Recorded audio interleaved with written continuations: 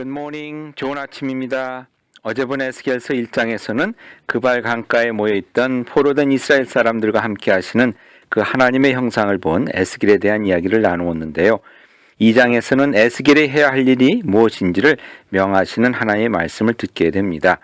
그 말씀을 요약하면 얼굴이 뻣뻣하고 마음이 굳은 자들 같은 이스라엘 백성들에게 그들이 듣든지 아니 듣든지 하나님의 말씀을 전하라는 것입니다.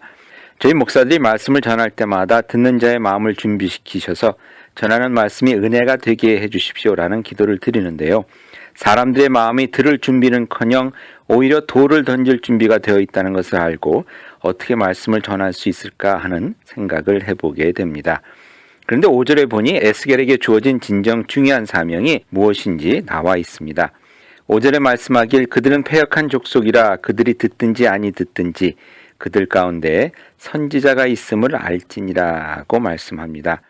하나님의 말씀을 전혀 들으려 하지 않는 그런 세상 속에 그럼에도 불구하고 하나님의 말씀을 전하는 선지자가 있다는 것, 어떻게 생각해보면 전혀 쓸데없는 일 같지만 다른 한편으로 생각해보면 참으로 소망을 주는 소중하고 중요한 일이라는 걸 깨닫게 됩니다. 오늘 우리에게 주어진 사명이 또한 그런 것인지도 모르겠다는 생각을 해봅니다. 뭔가 대단한 결과를 얻을 가능성은 희박하지만 있으라고 하신 곳에 서 있을 때 그것이 세상을 향한 귀중한 은혜의 사인이 된다는 것이죠. 예를 들면 가정이 무너져가는 세상 속에 때론 속 터지지만 아버지의 자리에 엄마의 자리에 서 있는 것, 아니면 때로 손해보는 것 같고 알아주는 사람도 없지만 세워주신 직분이 있기에 교회를 지키고 서 있는 것, 때로 거짓말하고 속이는 사람들이 더 잘 되는 것 같아서 속상할 때가 하루 이틀이 아니지만 세상의 빛으로 부름받았기에 유혹에 빠지지 않고 의로움 가운데 서 있으려 하는 것, 그런 일들이 결국 이 세상의 소망이 되고 하나님의 은혜의 통로가 된다는 것입니다. 오늘 본문 2장 1절에 하나님께서 에스겔에게 이렇게 말씀합니다. 인자야 내 발로 일어서라.